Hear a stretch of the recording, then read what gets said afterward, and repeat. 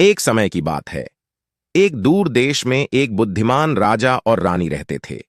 राजा का नाम विक्रम और रानी का नाम सुमिता था। दोनों ही न केवल अपनी प्रजा के लिए बहुत प्रेमपूर्ण थे, बल्कि वे अत्यंत बुद्धिमान और न्यायप्रिय भी थे। राजा विक्रम को अपनी बुद्धिमत्ता के लिए दूर दूर तक जाना जाता था। वह हमेशा अपनी प्रजा के साथ जुड़ते और उनकी समस्याओं को सुनते।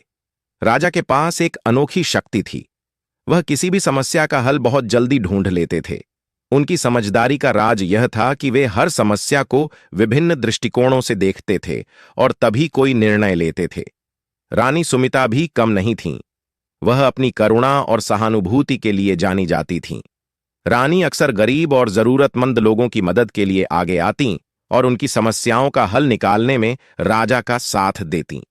रानी का मानना था कि एक राजा का कर्तव्य केवल शासन करना नहीं, बल्कि अपने लोगों की सेवा करना भी है। एक दिन राज्य में एक बड़ी विपत्ति आ गई। एक पड़ोसी राज्य के राजा ने उनके राज्य पर आक्रमण कर दिया। राजा विक्रम ने तुरंत अपनी सेना को तैयार किया, लेकिन युद्ध से पहले उन्होंने रानी सुमिता से सलाह ली। रानी ने कहा, युद्ध अंतिम उपाय होना चाहिए। क्यों ना हम पहले शांति से बात करने की कोशिश करें? राजा ने रानी की बात मानी और दुश्मन राजा को वार्ता के लिए बुलाया। वार्ता के दौरान राजा विक्रम ने अपनी बुद्धिमत्ता और रानी सुमिता ने अपनी करुणा का ऐसा प्रदर्शन किया कि दुश्मन राजा को अपनी गलती का एहसास हुआ।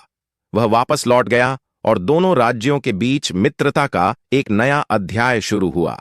इस प्रकार राजा और रानी की समझदारी और करुणा ने न केवल उनके राज्य को विनाश से बचाया, बल्कि उन्हें एक आदर्श शासक के रूप में प्रसिद्ध कर दिया। उनके